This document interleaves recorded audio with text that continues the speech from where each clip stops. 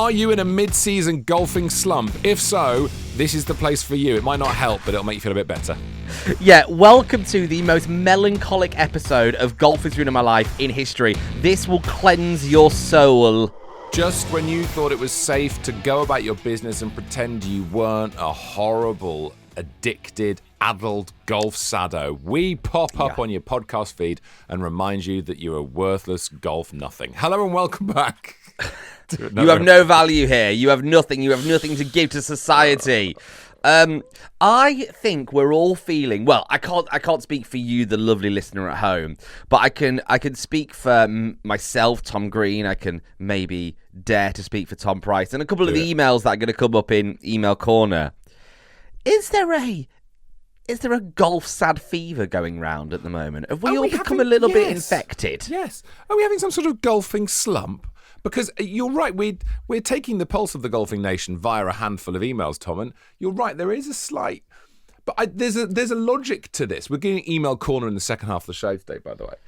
But there is a slight logic to this, because this is the point in the season. We're probably halfway through the summer season now, which is a mad thought.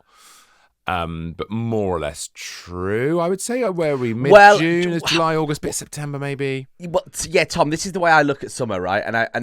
And this isn't going to help your great anecdote, because I do agree with what you're saying. But what I do like to give myself is some positive reinforcement that winter's not coming.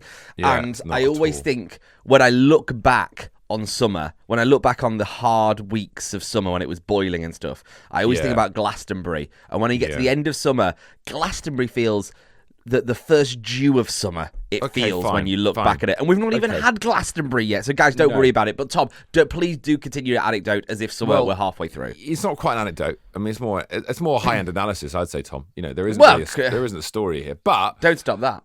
But I would say that it's more the stage of the season when we start to think, well, it's not working. The thing I'm trying to do isn't working, and I'm playing courses that, as they dry out, I always think we assume that by the time we get to summer, we're going to go, oh, delicious courses. And actually, the reality is they're much harder. You get back off the whites again, and the course starts to ping everywhere. You get the pinbally thing, especially if you don't play on smooth. You know, if you're not playing at Woburn, then you're going to find your courses have got humps and bumps, and the lies. No more pick and place. Get on with it. Hit it wherever it is. Yeah. I hit a terrible wedge the other day because I was in a slightly rubbish lie, which I couldn't move, and you can just start to get a bit right. Is this what I do then? And let's. Do you know what? Is this Tom? who I am? Exactly. Let's turn that around. I'm playing golf as soon as we finish this recording today.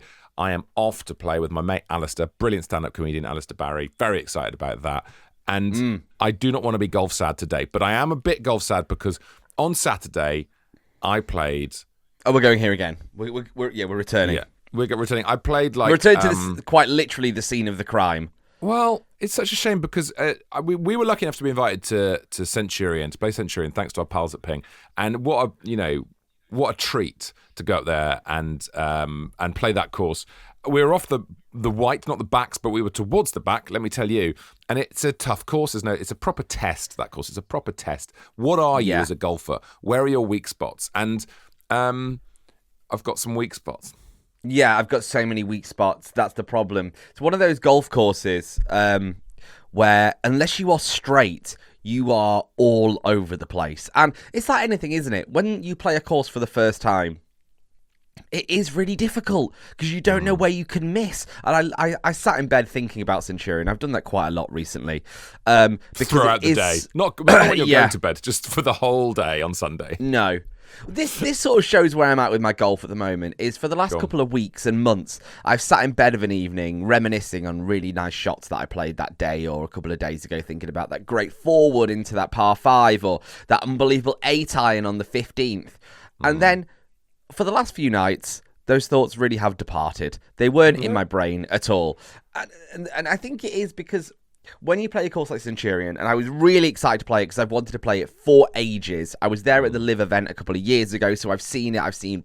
I've never done that. I've never played on a course which I've watched a pro event on. So that was cool to be able to do that. That's so cool. Yeah, that was quite weird. I remember there was like the third or something, and I was like, oh yeah, this is where I saw Lee Westwood tee off. Wow. So there was a lot of that, and there was a moment when I had to get on to a par 5. It was a shot hole. I had to get on, and I'd hit a really nice forward, duffed my second, had to chip out the rough. I was like, I have to get on here. So I took a 7-wood at 210 yards, and obviously came up a bit left, which is fine. Most places you come a bit left, it's fine. Not at a course like that. You're in the rough. No. It's gone. It's gone. Yeah. And considering we have played this summer so far, Crail, the Renaissance, St Andrews, and others, lots of other courses as well. With all those tests, you go a bit left, and most of the time, as you say, it's fine. I'm just by the green on the left. But this place is like, there is no by the left because there's just a sheer bank that goes down to bunker. And I don't want to, I don't want to. It's not the course's fault. I just didn't play very well. But what I'm interested in is the psychology of it and the fact that I'm playing pretty well at the moment. I'm really confident with my game, and that confidence evaporated. It was like I was a different person, and I've started to come up with this theory, and this has happened to me before. I don't travel well with golf. I get used to being a club golfer, and I don't want to be a club golfer. This is why we all need to get on golf now and get out there and play new courses and put cards in on new courses. I do not try. I have this confident, and you summed it up beautifully, Tom, about the whole picturing stuff. I think that's a huge thing. Yeah, you're like Nobu, the restaurant. That's the reason they don't do takeaway. Sushi doesn't travel well. And this is the biggest compliment I can give you, Price. You're the Nobu of golf. You can't have it to eat out, right? And this is the problem with new courses. There is a really long par 4 at my place. It's the 8th, right? Yeah. The greatest realization I ever had on that hole was that even off the whites, I could take a forward and have a 7-wood in. As soon as I had this realization, it just went, well, this isn't scary anymore, is it? I don't have to go after this shot. I don't have to bomb it a million miles. I just have to hit an okay forward and I will have a 7-wood in. And guess what, guys? Sometimes I go on the green. Sometimes I come up just short of the green. I'm still a chip and 2 putts away from getting a bogey, which is 2 points in my handicap, right? There you go. So I can talk through all these thoughts that I have with this hole, and then stroke index whatever, 2 or 3, whatever it is, becomes less daunting. When you go to a proper championship course, you are asked these questions hole after hole after hole. And because you've never played it before, you've got no answers. You don't know the answer. You just go, oh, God, I'm going to have to nail another one, and I have to put it in the exact right spot. And if I don't, I'm effed. But this isn't exactly it. This isn't a comment on Centurion, because Centurion was epic. And... it was just, I don't think it's any harder than a Wentworth or a Woburn or any championship course. It's certainly no harder than Birkdale that I got destroyed on. It's just big golf days. Amateur golfers, we fail to rise to the occasion. That's so true. I find, you know when you you do a new walk somewhere, you're trying to get somewhere and someone gives you directions, and the walk there feels ages, because you don't know quite where you're going. And then when you walk back, because you know it's quick. There's something about, it's the same thing. It feels, I'm a very visual guy. I remember everything in my life very, very visually. And that's always been the way my brain works. And I look at golf holes that I've played before, and if I've got a strong sense of visualization, that's what I'm going for. And playing this course that felt long anyway, and we were getting great guidance from the members we were playing with. There was no problem there. But I just didn't quite tune into that. So I'd end up just sort of wafting a club at it, just have a waff at that and see what, you know what I mean? You don't have that sense of, I need to get over there and really visualize it happening. So, but this idea of not traveling well, I think is a really interesting one. And you get you just get so comfortable at your own place. And I'm looking forward, make no mistake, I'm looking forward to being back in my bed with my pillows, with my sheets today. Yeah, you're gonna play off the whites. I know that you're not gonna give yourself an easy one today. But are you gonna put a card in, or are you just gonna have a no? Of course he's not. Of course he's not. You're just gonna have a really nice. I'm playing this afternoon as well, Tom, and I don't know what to do, whether I card or just have a little bit of fun. I'm playing with my father-in-law at my place for the first time. Nice. And I think because he'll want a match. He always wants a match. Part of me just thinks, why don't I just concentrate on that and have some fun with it and just take the MID element away? Well, I think we made an error on Saturday, and I've got a lot to say about this, actually, Tom. I think we made an error, and I wonder how many people do this, and I think it's a mistake. If you're playing a match play game, do not also put a card in. Oh, yeah, of course. Yeah. That is really dumb. And we did that, and it put way too much pressure, and it is a different type of golf because you are constantly thinking about your score rather than thinking about winning the hole. How's your partner doing? Do I need to follow him in? Actually, I've got a free hit here because he's won the hole. All those things, all the benefits of match play fall away, and you've just got this intense boiling pressure of doing stroke play. And I wonder how many people out there stick a card in and then end up in the situation where someone's thrown balls on the tee and suddenly you're playing with someone, and you should never do both of them. Never, never, never. Yeah, but I want my EG to be a Strava-like account of my golfing life. I really want to have these moments on there, despite the fact, I'm going to say it. I'm going to say what I shot. I'm going to say it. I'm not going to force you to say yours, Tom. I'm gonna say I shot a 99, guys. Shot 91 at Centurion. I shot a 99. Do you know what? Here's the other thing. Go on. I wasn't even playing that badly, really. Yeah, I can't really say that. I had 6 great holes. I was thinking about this in my walk yesterday. I had 6 really good golf holes, and I need to try and start compartmentalizing golf in that way. I need to have my 6 holes and then reset, and we go again and we do it again. But JJ Spawn, mate. JJ Spawn, give yourself a range. JJ Spawn it. Yeah. Get yourself to CVS at 3 a.m. I just need to be able to stop what I'm doing and forget about it and have that first tee. I can't, because I was nervous on that first tee. I was seriously nervous. Yeah, nervous on the first tee. And I hit one of the best shots of my day off the tee, straight down the middle forward. I was nervous, but I had no doubts. And then as soon as the doubts creep in, gone. I am gone. And I don't know how I get rid of that, because up until that point, I was playing with a guy called Phil, and Phil was brilliant. He was like, "Will you to put a 7-iron onto that marker?" Did it. You've got an 80-yard chip. Did it. I was playing. I was having a effing great time, right? But then as soon as that doubt crept in and I pulled that 6-iron on that par 3, bang, gone, done, curtain, see ya, bye. Yeah. That's so interesting, isn't it? It's like a pane of glass breaking, and it shouldn't be like that. You should have a few chips. That's fine. You know, you're going to get to autoglass repair, autoglass replace. You're going to be fine. But the problem we've got is it shatters everything. And I had exactly the same feeling, except for me it happened. On the first hole, I hit quite a nice draw, and I got a little bit of wind because it was very windy on Saturday where we were, and it went into the woods, right? And the woods there are beautiful, and it's really, the ground is fine. You find your ball. It's not like the woods where you go in and there's weeds everywhere. It's all so manicured.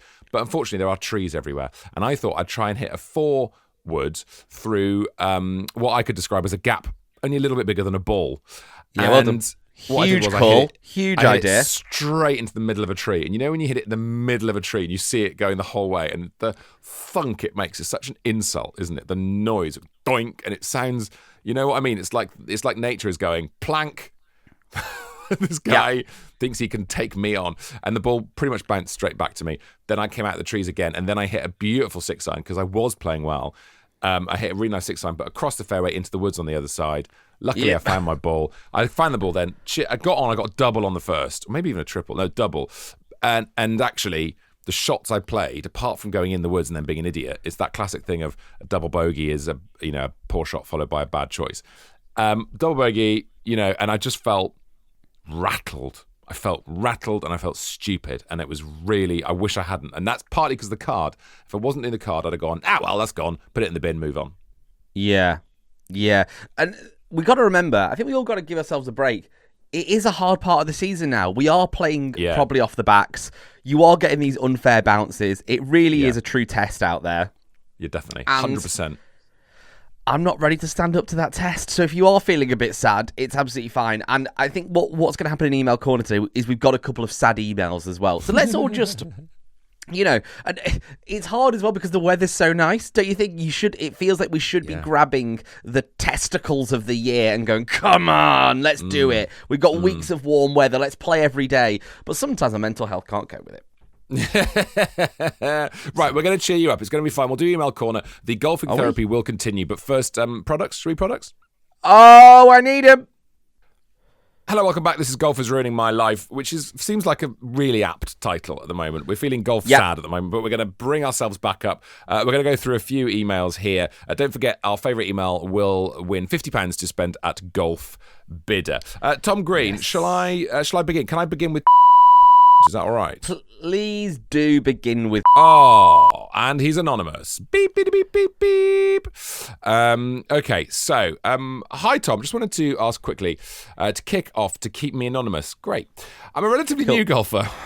There's a little beep there for you. Little beep, little beep. I'm a relatively new golfer and play on and off around uni. However, playing is my favourite place in the world, and I'm playing more consistently than ever and have got into my new club well over the last year, and I'm around a mid-teens handicapper. Nice. My dad, though, is an ex-tour caddy. Oh, God. Ooh, okay. Does this help or does this not help? I think this hinders. I can already sense this is going to hinder. Yeah. His insight is invaluable. Of course it is, and I truly treasure it over a pint at our local. I don't quite so much when I'm hacking it around the course. Every round, he seems to forget I'm 20 years old. I haven't got a clue if it's going 40 yards left or right. And he'll tell me where to aim, how to shape it, and that he's fully confident that I'm taking the wrong club. Beautiful. Right. Love that. Yeah. Love that. I believe, son. I believe, not in you, but that you've got the wrong club. I usually play some of the worst golf you've ever seen by the ton, as the last thing a bad golfer needs to hear is that they're making bad decisions on top of their already mediocre talent. I'm getting a self-esteem problem here. Worse, this is the problem. Worse still, when you have to accept that this criticism is 100% true. All right, Charlie, we need to discuss this. We need to. I think, Charlie, what's happening here, not to get too Freudian, but I think you're trying to imagine that somehow you're helping your dad relive his life as a tour caddy. And I think that might be putting a little bit too much pressure on yourself. All right. As I get better, which is hard to do when you're putting that much pressure on yourself, Charlie, so you're actually doing very well.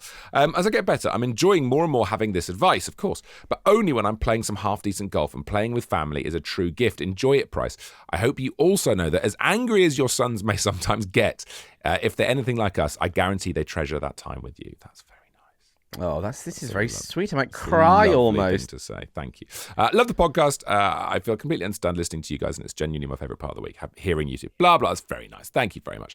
All right, thanks, Anonymous. So, I mean, look, we've got to say to Anonymous there, I find playing with family I don't play well with my brother because part of me wants to show him how good I've got, and I don't play well with him. There is that, isn't there? And it's a distraction from what it is that we're trying to do. It's like when I said the other day when I went out and played on my own and I didn't have to chat or think or do anything. I could just focus on the golf.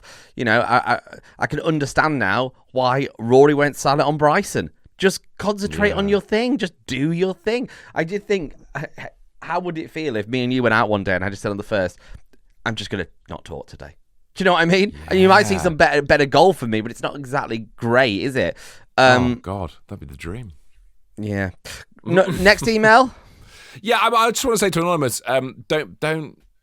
You are beating yourself up via what you think are your dad's standards. That sounds very sort of Freudian here, but it's true. God, daddy issues. We've all got them.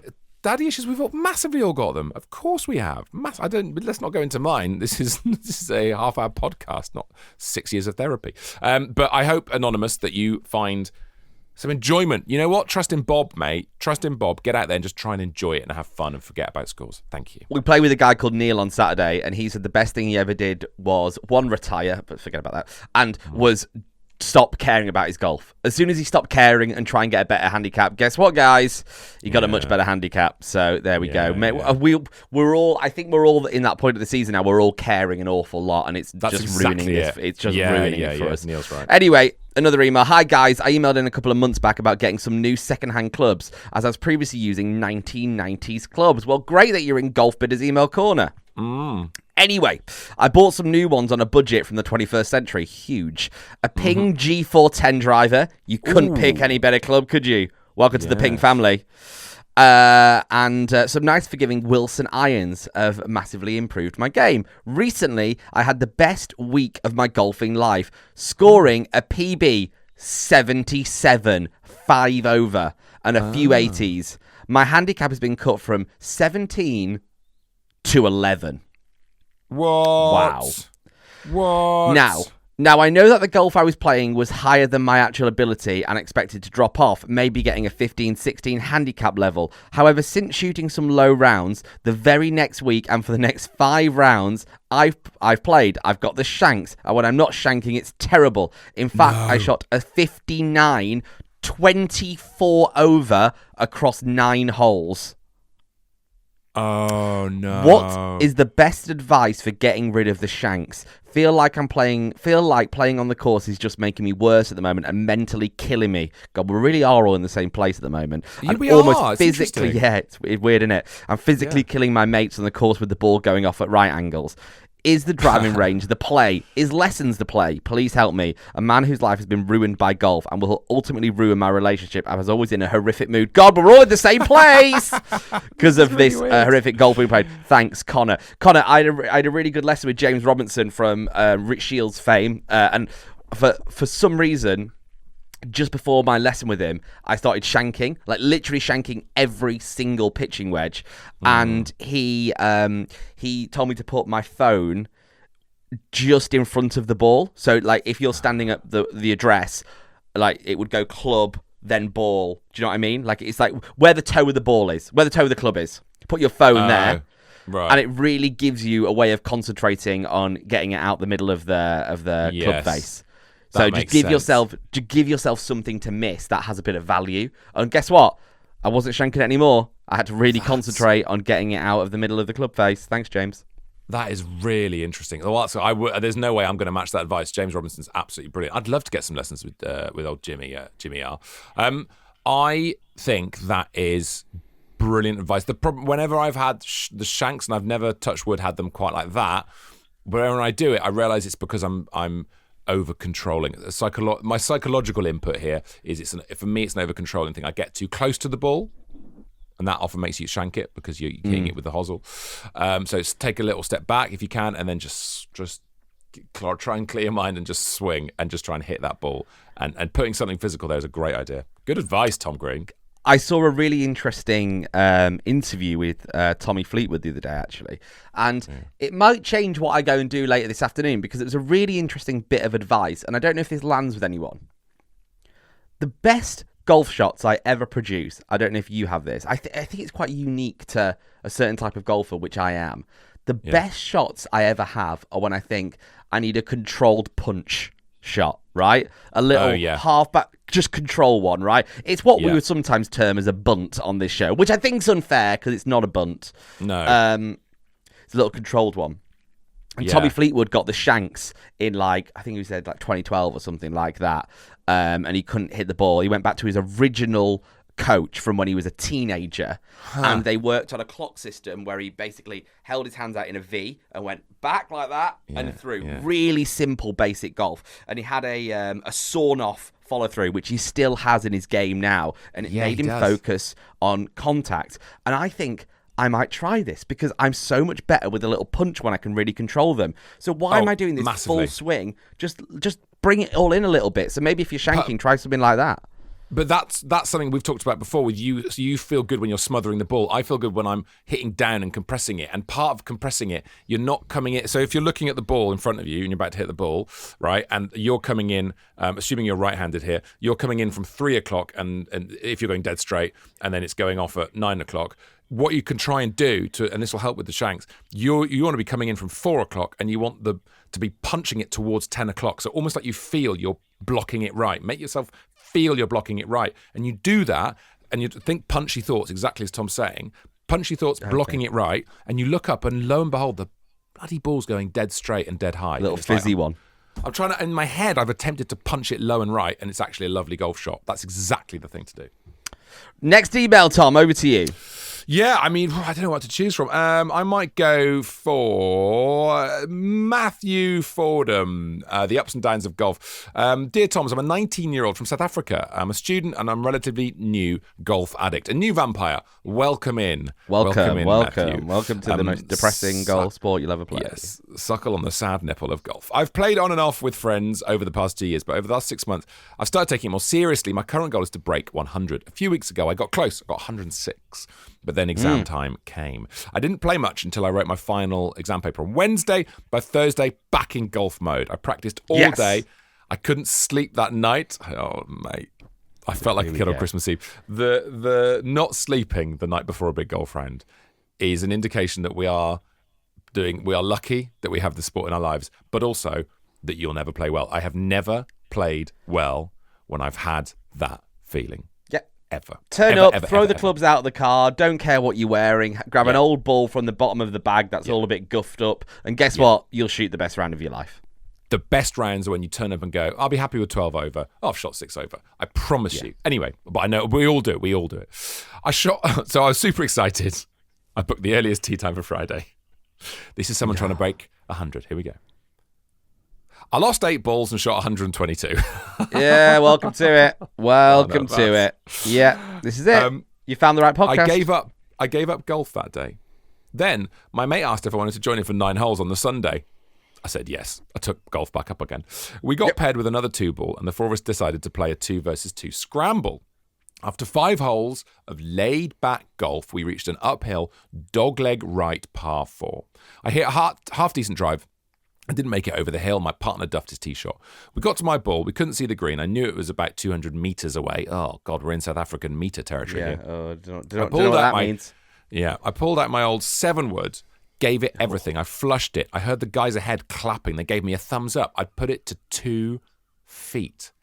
Yes. The adrenaline rush was unreal. I tapped in the putt for a solo birdie and felt like Tiger Woods. I've now decided to devote my life to golf. Well done. Good idea. Matthew, thank you very much indeed. I mean, that's it in a nutshell, isn't it? I gave up, and the next day I played one of the best shots of my life. That's it. That's what golf will always, always do, and it's a cruel mistress, but here we all are. Right, Tom, I've got another one, and it's a long one, but it really feels like it's in the energy of today's show, and it really sums up how I feel. It's another anonymous listener. Okay. Dear Toms, congratulations on the podcast. On your recent videos on YouTube, Re the Scottish Adventure. I was in Scotland for a short break recently. I took along my clubs because, well, duh, and played solo on 1 or 2 9-hole courses in the Highlands. Think sheep poo and honesty boxes with a few mooing cows for good measure. Some excellent tonic for the soul. I completely agree. The Scottish videos are online right now. If you want to go see him, Crail is online. Anyway, I digress. The email says that. I'm writing not for advice or to start a row about handicaps, but to share some thoughts on how, as a single-figured handicapper, I've been considering quitting golf this past few weeks. All because of the weight of expectation when I play with others. You found a great time to email, anonymous listener. This is literally Saturday. Yep, this is Saturday. This expectation isn't of me on myself, but of what others consider a single-figured handicap golfer should look like. Yeah. I started playing golf in 2021, a COVID golfer, which obviously makes me less likable, I'm sure. Yeah, only a tad. And thought I'd play with and though I played a bunch of times before that, it was once or twice a year sort of thing, and I didn't enjoy it much. I'm very competitive and hate being bad at something. I never owned my own clubs. I invested in clubs as a forcing function during lockdown and have gone on to get my handicap down to as low as 6.7 last year. That's so good. I've managed a 73 on 3 occasions and a bunch of mid-70s rounds on my belt. This is really good golf. All good. But alongside the good rounds are the bad. I'm relatively new to golf, so I can lose my swing. Tom, does this attest to what happened on Saturday? You're speaking to me, anonymous. Especially if I'm playing under any sort of pressure, and my ball striking is hugely affected by this. I get thin, low, slicey shots creeping in, and I try and alter my swing to slow things down, which makes it even worse as I'm not swinging naturally. All my clubs get harder to hit. I've been able to score mid-90s rounds and then sneak a 78 in amongst it. It's infuriating. When I'm good, I'm fairly good, and when I'm off it, I'm bad. I love going to the range to play around on the practice greens and chip and putt, and to be honest, I rescue a lot of awful rounds with short game. And that was what helped me break 80 in the first place. I know this is a long one, but stick with it. Now, I've been playing not great lately, and 1 or 2 of my mates outright asked if I had a vanity handicap. Oh, no. This hurts. And then I thought about it. Yes, I'm competitive. And so if I'm playing bad golf and nothing's at stake, I'll just proceed to the back nine without scoring just to get some reps in and try and get out of my funk. I don't card every round I go out either, but this is a slightly double-edged, as I scored my PB not knowing it until I was sat in the clubhouse after, when one of the lads had kept a card going. The card isn't in my EG, but then neither are countless bad rounds that would massively add to my handicap. I can admit that there are probably lots of rounds I've either abandoned or not added scores on. But then I do that for my own enjoyment of the game. My EG doesn't have a lot of rounds on it. But my apps, I know there's other apps that my friends have as well, carding rounds for other countries or whatever, have dozens of rounds on and my handicap is low still. Long email, sorry. Aside from the, is this a vanity handicap thing, which it probably likely is. I also play with random people at my golf club, and they see my handicap and suggest to me that I'm nowhere near the handicap I claim when having one of my off days. And even playing with some friends I don't often play with, one or two have commented that I don't look like a single-figure golfer. That is rude! That's really rude. Yeah, that's really annoying. I have the scores to prove it, but this puts pressure on me to somehow prove my handicap when I play with people, which completely kills my love of the game. I become risk-averse and score-obsessed. God, Tom, this is Saturday, which negatively impacts how I swing the club. Risk-averse and score-obsessed. Risk-averse and score-obsessed. Interesting. That's it. I got an emergency lesson this weekend just to work on ball striking and proceeded to hit 9 shots with an 8, 6 and 4 iron that required no adjustment. It was infuriating. When I'm on the course with others, I lose all joy and tense up. God, I know this feeling. This is so speaking to me. I know. I even had one guy tell me what single-figured handicaps usually do on a certain hole when I played with him in a comp. My handicap feels unattainable for me now, but the worst thing isn't not playing to handicap, it's that people feel like they can assume that I'm lying when I'm having an off day. It's got to the point, this is so sad, where I feel like not playing anymore or just going to the range and working on a short game area. Yeah. I'm actually doing what I enjoy doing and getting marginally better at a fairly novel sport at my own pace for my own reasons. I'm also extracting myself from a few golfing groups I'm in. As playing with them, as much as fun as it is to see people and have a beer after the rounds, I find the negative comments if I'm playing poorly make me not want to put myself out there to be judged. I also don't. God, this is such a long email. The text is so small. I also feel like the way to solve this is to just go out with a pal and just put 5 cards in over a couple of weeks with terrible scores on, as I feel even worse going on with some sort of handicap crusade just to appease others. I'm confused, may quit, dunno, golf's hard, anonymous. Golf's hard. Oh, my God. And you know what? We're running out of time. That's going to have to be the last one. So, first of all, I would say, Can I call it and give this anonymous person the £50 golf bidder? Can I say this is email of the week? Because the spilling of emotion that we have here and the sharing and also some of the analysis in there I feel is so spot on. The risk-averse stuff and tensing up is really interesting. So well done, Anonymous. You have won the £50 to spend at golf bidder this week. Advice-wise, it's a tricky one. I feel it's because this is, physician heal thyself stuff. Like it's exactly what I've got. I think you have to really stop caring what other people think. I think if it helps that you can extract yourself from groups where it has got a bit toxic and people take the mick, fine. Secondly, understand that people are saying that because they're just a bit jealous. Thirdly, there is no such thing as what a single-figure handicapper does. Yes, this. I always talk about when I played with someone off +2 and I was like, oh, he's basically the same as me, just doesn't screw up, doesn't blow up, and has a much neater short game than me, and I'm off 6. Like, it's not, it just felt like the gap with that guy wasn't that different. There is no acceptable way of playing for someone who's off a single figures. Do not put in cards when you don't want to. Don't put in cards because you feel you ought to get your handicap up again. Do it however you want to do it. Stop caring and just remember that feeling when you're playing by yourself. Play by yourself more, and you're chipping it around and you're having fun. And Bob Rotella it, man. Get out on the course and just have fun. And easier said than done. But just imagine when you're playing those rounds, imagine it's a practice. Imagine you're just on this giant practice range, if that makes sense. And you're just hitting balls around and just try and relax. It's really hard. It's so hard. I read that email. I was sitting on the sofa yesterday. And every line of it spoke to me. Yeah. I totally get it. I 100% get it. This is how I feel. I feel the exact same. But on that putting cards in to get your handicap up. So a couple of weeks ago, I dropped down to single figures for the first time. Since then, I've played the worst golf of my life. Yeah, no coincidence. It's no coincidence. Nope. But just on putting, I've had loads of cards in since then. Loads of them high 80s, a couple of low 90s. My handicap's not really gone up, if I'm honest. I've gone from 9.7 to 10.8, and I put in 10 really bad cards that are nowhere near that single-figured handicap.